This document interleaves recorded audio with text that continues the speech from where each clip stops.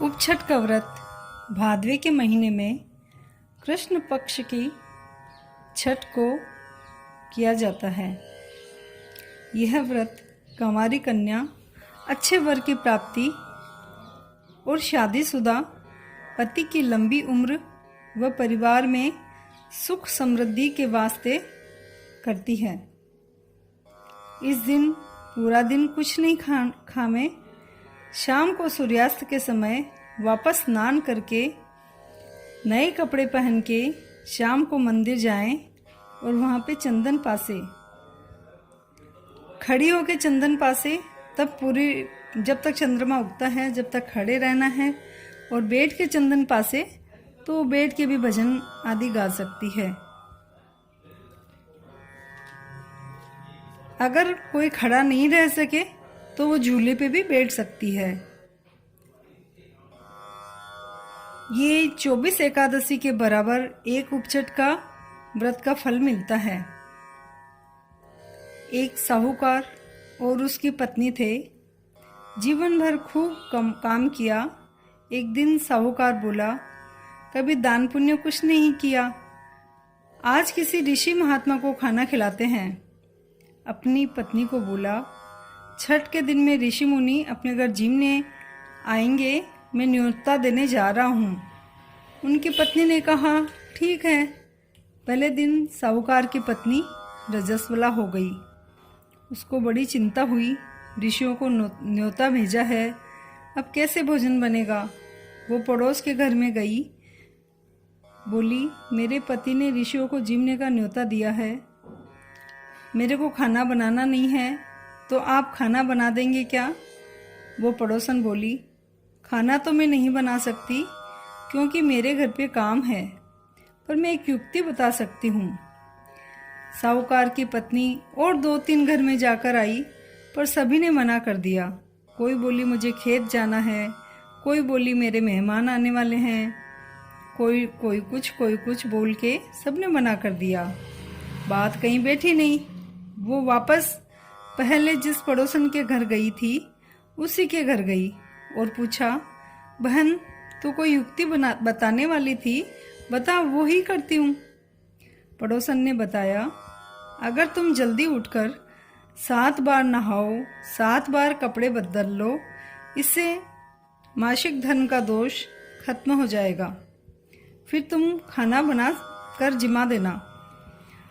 उसने वैसा ही किया। दाल चावल की रसोई बनाई। समय पर ऋषि भोजन करने के लिए आए। जब उनको भोजन परोसा तो थाली में कीड़े ही कीड़े हो गए। ऋषियों को तो देखते ही पता चल गया खाना रजस्वला हुई ने बनाया है। उनको बहुत क्रोध आया।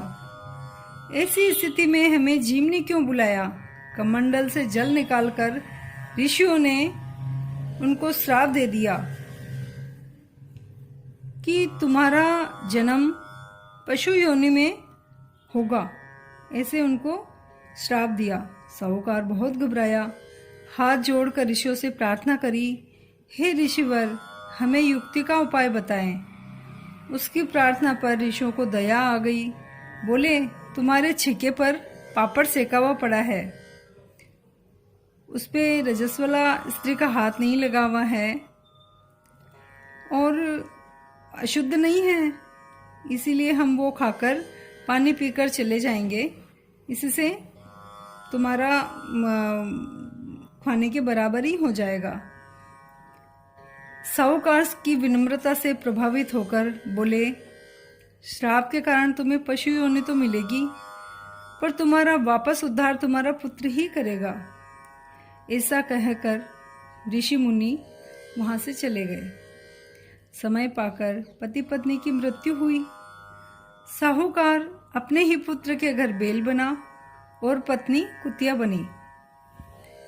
बैल को खेतों में खूब काम करना पड़ता था और कुतिया पूरे दिन घर की रखवाली करती। जो उसकी बहू बचा खुचा होता वो खाने को दे देती थी। एक बार श्राद्ध पक्ष जब आया तब बेटे ने अपने पिता का श्राद्ध किया। श्राद्ध के दिन खूब पकवान बनाए, खीर भी बनाई। उसी समय एक चील उड़ती हुई आई। खीर के कड़ाव में विष की कुछ बूंदें सांप के मुंह से गिर गई थी। वो कुतिया सामने बैठी देख रही थी। उसने सोचा, ये खीर तो जहरीली हो गई है, जो भी ये खीर खाएगा मर जाएगा। उसने सोचा, मैं कैसे अपने बेटे को इस पाप से बचाऊं? उसने जाकर खीर के कड़ाव में मुंह लगा दिया। उसकी बहू ने देख लिया था। कुतिया को खीर के मुंह लगाते हुए देखा तो उसको भयंकर क्रोध आया और चूल्हे में से जलती हुई लकड़ी निकालकर कुत्ते को खूब मारा। कुत्ते की कमर टूट गई। उसको कुछ भी खाने को नहीं दिया। शाम में बेल आया। जब कुत्ती ने लंगड़ाते हुए उसके पास गई और बोली, आपका श्राद्ध था तो खूब पकवान खा के आए होंगे, आपको तो खूब पकवान मिले ही होंगे, पर मुझे तो आज कुछ भी खाने को नहीं मिला। ऊपर से बहू ने जलती हुई लकड़ी से मारकर मेरी कमर तोड़ दी। उसने खीर में विष की पूरी बात बेल को बताई। बेल ने कहा, मुझे भी कहाँ खाना मिला, बेटा ब्राह्मणों को जिमाना था इसलिए चारा भी नहीं डाला, काम खूब लिया। उधर उसके पुत्र ने, जानवरों की भाषा समझ में आती थी पुत्र को, तो उसने उनकी बात सुन ली। वो भागा भागा पंडितों के पास गया, पूरी बात बताई। उसने कहा, आप देख कर बताओ मेरे माता पिता किस योनि में है। पंडित ने बताया, तुम्हारे पिता बेल व माँ कुतिया की योनि में है। बेटे ने पूछा, उनका उद्धार कैसे होगा? पंडित ने बताया, अगर कोई कुमारी कन्या उपछट का व्रत करे और रात में चांद के अर्घ दे, उसके छींटे उन पर पड़े तो उनका उद्धार होगा। बेटे ने ऐसा ही किया। जल के छींटे पड़ने से उनका उद्धार हो गया और वो देवलोक में चले गए। कभी भी कोई रजस वाला हो तब घर में शुद्धता का पूरा ध्यान रखें। रसोई में हाथ नहीं लगाएं, परिंदे के हाथ नहीं लगाएं, शुद्ध चीज़ों के हाथ नहीं लगाएं।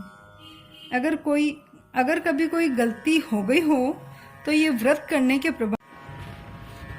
एक विधवा मालिन थी। उसके 4 साल का बच्चा था। उसके साथ बहुत बुरा व्यवहार करती थी। एक दिन की बात है, सास ने पोते बहू को घर से निकाल दिया। इधर उधर भटकने के बाद माँ बेटा एक पेड़ के नीचे बैठ गए। वहाँ सामने ही विनायक जी का मंदिर था। मंदिर से लौटते समय लोग उन्हें प्रसाद दे जाते, उनका पेट भर जाता था। एक दिन मालिन ने सोचा, यदि मैं जंगल से फूल लाकर बेचूं तो पैसे आने लगेंगे। उसने ऐसा ही किया। मालिन के फूल खूब बिकने लगे। अब वह फूल के साथ प्रसाद और पूजन सामग्री भी रखने लगी। उसके पास बहुत पैसे आ गए। उसने एक दुकान खोल ली। कुछ दिन बाद दुकान का काम संभालने और मालिन विनायक जी की पूजा का ध्यान भी करने लगी। वो विनायक जी की पूजा भी करने लगी। मालिन ने एक बहुत अच्छा मकान भी बनवा लिया था। धीरे धीरे काम और भी बढ़ गया था। अब काम को संभालने के लिए लोगों की भी ज़रूरत पड़ी। मालिन ने अपने बेटे को पढ़ने के लिए भेज दिया। पैसे आ गए थे तो सोचा, बेटे को अनपढ़ क्यों रखूं, पढ़ा दूं। जहां मालिन का बेटा पढ़ता था वहां पर राजा का भी बेटा पढ़ता था। दोनों में बहुत अच्छी दोस्ती हो गई थी। इसलिए मालिन का बेटा कई बार महल में भी गया। वहां राजा की बेटी ने एक बार राजा के बेटे को देखा। तभी उसने मन ही मन में उससे विवाह करने की प्रतिज्ञा कर ली। उसने यह बात अपने भाभी को बताई। भाभी ने कहा कि राजा वहाँ विवाह नहीं कराएंगे। राजकुमारी ने कहा कि मैंने प्रतिज्ञा कर ली है, मैं तो उसी लड़के से विवाह करूंगी। राजा को जब राजकुमारी की प्रतिज्ञा का पता चला तो उन्होंने राजकुमारी का विवाह मालिन के लड़के से कर दिया।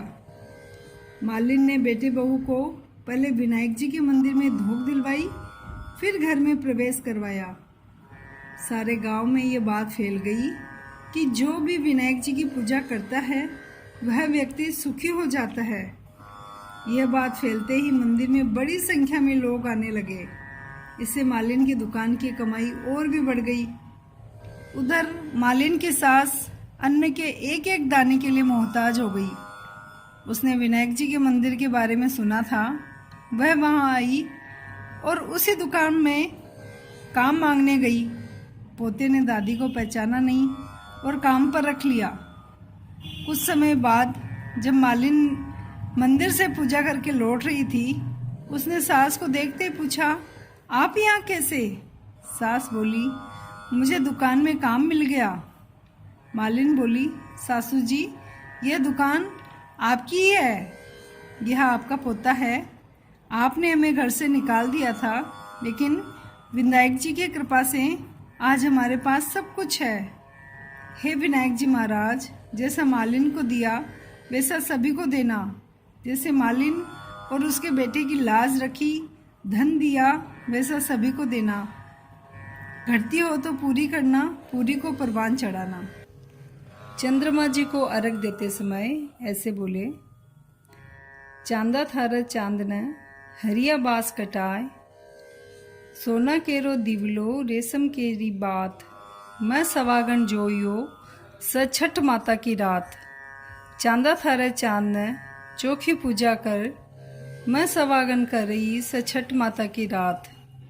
चांदा थारे चांद ने चोखा भजन गार, मैं सवागन गाइया स छठ माता की रात। चांदा थारे चांद ने चोखा जीवन बनाए, मैं सवागन बनाइया स छठ माता की रात।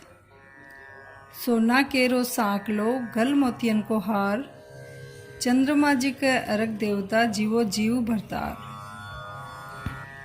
आशा बाड़ी जामा बैठे कन्या कुंवारी। कन्या कुंवारी काई मांगे, अन्न मांगे, धन मांगे, लाभ मांगे, लक्ष्मी मांगे। बीछुड़िया ने मेलो मांगे, बांझन न पुत्र मांगे। भाई को दान, बुझाई को मान। श्री कृष्ण भगवान की बाड़ी मांगे, वैकुंठ का वास मांगे। चंदन चौकी जड़ाव को हार, श्री कृष्ण भगवान जीव को आधार।